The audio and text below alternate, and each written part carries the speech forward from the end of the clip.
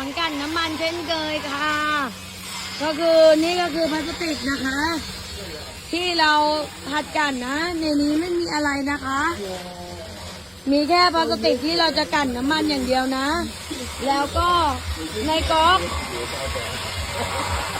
เปิดให้ดูนะคะ ในก๊อกเปิดหมดนะไม่มีนะคะ อันนี้เดี๋ยวมันมีหยดเล็กน้อยมันแต่ว่ามันไม่มีแล้วนะคะเดี๋ยวเปิดให้ดูเลยนะเนี่ยค่ะหมดนะคะลูกค้าเดี๋ยวจะหาว่าที่เอาอะไรไปใส่เราแกะให้ดูให้หมดนะมันแล้วก็เดี๋ยวเราจะสอนวิธีการจุดเตาเลยนะอันนี้ก็คือเราแกะให้ดูหมดทุกอย่างไม่มีอะไรเหลือแล้วนะคะ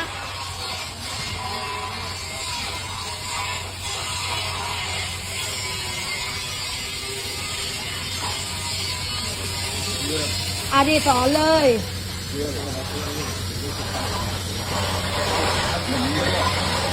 เริ่มต้นนะคะนี่ดูเตานะครับเราใส่นี่ไปนี่ก็คือน้ำมันที่เรากันน้ำมันเหลือใช้นี่แหละค่ะเทไว้ให้พอท่วมผ่านเตานะคะ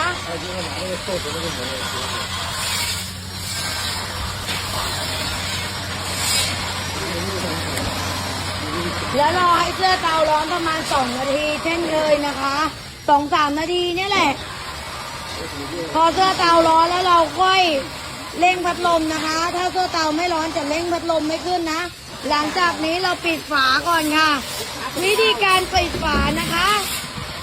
ให้ลูกค้าปิดฝาให้แน่นๆนะถ้ามันไม่แน่นอากาศเข้าฝาบินได้นะคะลูกค้าเพราะฉะนั้นเราต้องเซฟตี้ตัวเองนะแต่ฝาบินมันก็ไม่ได้อันตรายนะคะก็คือฝามันบินเฉยๆอะเราก็รีบหยิบฝาเนี่ยมาปิดตรงนี้ยังไม่ค่อยลงดีเลยนี่แน่น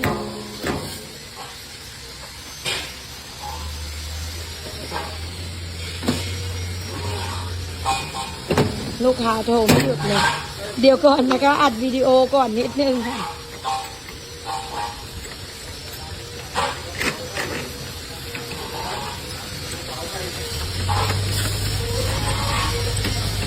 ชั่งกิโลทุกครั้งนะคะ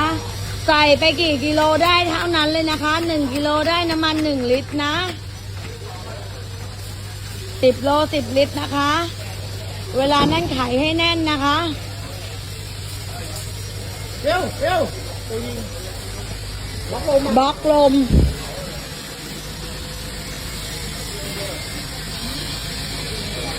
เฮียพาไปเรียนมาทันมันระวังเหยียบปลั๊กนะคะ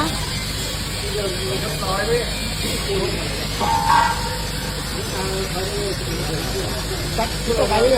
คือต่อไปห่อไม่ตั้งเลยเป็นตั้งนะ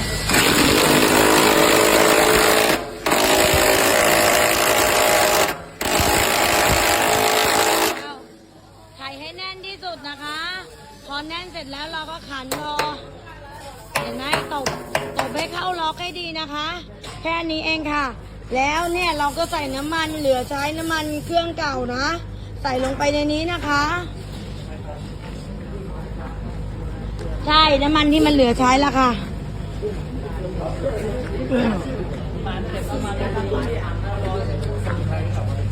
ค่ะปลั๊กยังไม่ได้เสียบ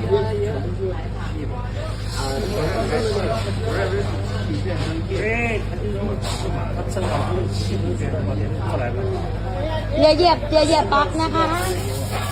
เดี๋ยวหนูจะต้องเสียบนะสายไฟมันเยอะไปหมด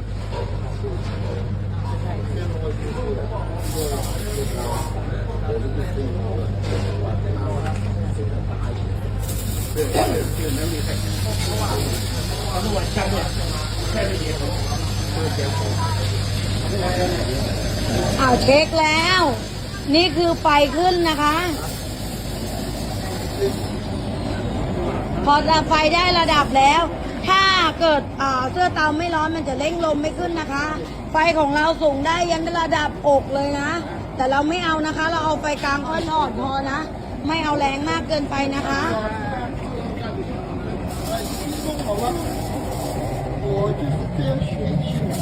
โอเคค่ะ ประมาณนั้นพอค่ะ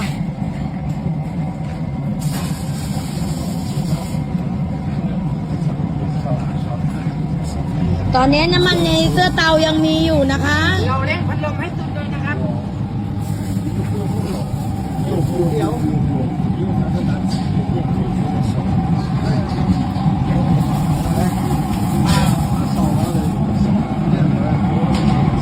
ก็10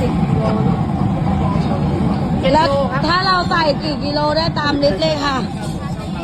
หัดกันใหม่ๆให้หัดกันครั้งละ5 โลพอนะคะ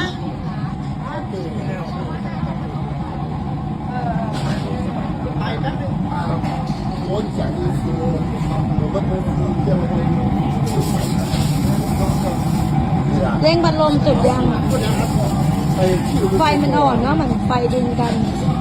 ไฟมันแรงอ่อน เหมือนไฟดึงกัน